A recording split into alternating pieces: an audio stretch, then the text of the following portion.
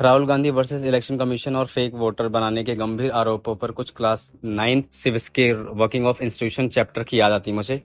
इसके अंदर ये पढ़ाया जाता था हमें कि इलेक्शन कमीशन एक इंडिपेंडेंट अथॉरिटी है। उसके इंडिपेंडेंट तरीके से काम करना ही एक लोगों के लिए विश्वास दिलाता है कि हमारी डेमोक्रेसी सुरक्षित हाथों में है।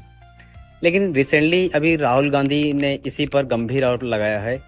उनका कहना यह है कि 2024 लोकसभा इलेक्शन के स्पेशली कर्नाटका की महादेवपुरा वाली सीट पर 1 लाख से भी ज़्यादा वोट गलत तरीके से चुराए गए हैं, जैसे कि डुप्लीकेट एंट्रीज, गलत एड्रेसेस, बल्कि में रजिस्ट्रेशन और एक ही वोटर आईडी से बार बार वोट डालना। इलेक्शन कमीशन ने राहुल गांधी के आरोपों को बेसलेस बताया है और कहा है कि या तो प्रॉपर तरीके से ऑफिशियल कंप्लेंट फाइल करो या फिर अपना एविडेंस ओथ के साथ जमा करो।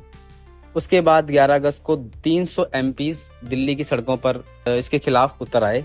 इसी मार्च में राहुल गांधी, अखिलेश यादव और महुआ मोइत्रा जैसे बड़े नेता शामिल थे, जहां पुलिस ने राहुल गांधी और एमपीज को रिटेन भी कर लिया।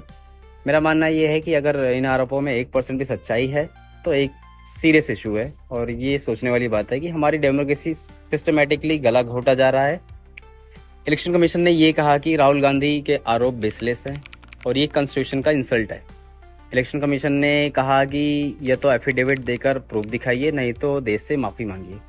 वोटर लिस्ट की गड़बड़ी पर कमीशन का कहना यह है कि ड्राफ्ट लिस्ट के टाइम कोई ऑब्जेक्शन तो आया नहीं और अब तक सॉलिड प्रूफ भी नहीं दिया गया। सीसीटीवी फुटेजेस सिर्फ 45 दिन तक रखने पर इलेक्शन कमीशन ये कहे कि टाल दिया जाता है। ज़्यादा देर तक शेयर करना वोटर की प्राइवेसी का वायलेशन होगा।